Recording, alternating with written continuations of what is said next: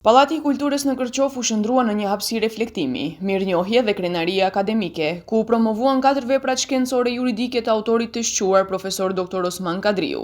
Ngjarja u ndoq nga një numër i madh miq, kolegë, studentë dhe familjarë të ardhur për të nderuar punën dhe kontributin shumë vjeçar të profesorit. Gjatë fjalimeve, u theksua përkushtimi palodhur i autorit të ndaj shkencës juridike, si dhe rëndësia e veçantë që këto vepra kanë për zhvillimin e mendimit juridik dhe kushtetues në vend. Me një karrierë të pasur si gjyqtar gjykatës kushtetuese të Republikës Maqedonisë së Veriut dhe profesor universitar, profesor Dr. Osman Kadriu theksoi se librat trajtojnë çështje thelbësore juridike kushtetuese, duke ofruar një vlerë të çmuar për studiuesit, studentët dhe praktikuesit e së drejtës. Ai foli edhe për gjuhën shqipe si gjuhë zyrtare në vendin tonë. Amandamentin 5 të miratuar në vitin 2001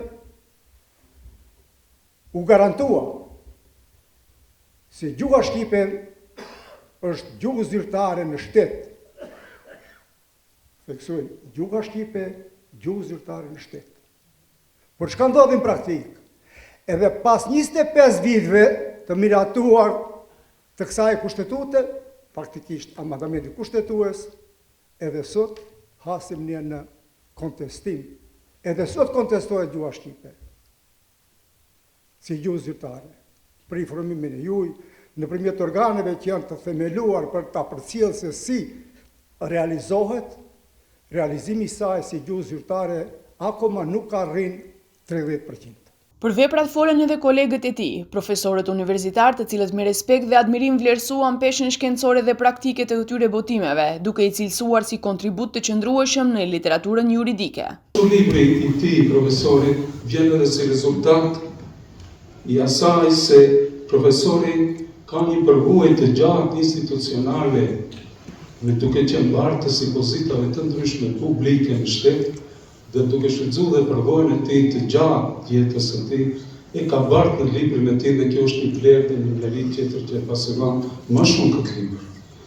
Gjithashtu libri i profesor Osman Kadriu vjen edhe si rezultat që pasqyrohet në këtë libër edhe daljet e tij publike të shteshta, gjithmonë kuptimi profesional. Është me rëndësi të themi se libri i profesor Osmanit, po ashtu praktik gjyqtar i gjykatës kushtetuese, trajton një temë të jashtëzakonshme, të ndjeshme dhe aktuale, shpifjen dhe mashtrimin për shpifje, si dhe kalimin e tyre nga vepra penale në kontekst civil. Kjo vepër nuk është thjesht një analizë ligjore, por një reflektim serioz mbi raportin ndërmjet shtetit, të drejtës, lirisë së shprehjes dhe mbrojtjes së dinjitetit njerëzor. Në përmbyllje, atmosfera u mbush me urime të përzemërta për shëndetje të gjatë dhe suksese të më të tjeshme për profesorin, ndërsa u bë e ditur se këto vepra do të promovohen së shpejti edhe në Shkup, duke vazhduar rrugtimin e tyre drejt lexuesve dhe komunitetit akademik më të gjerë.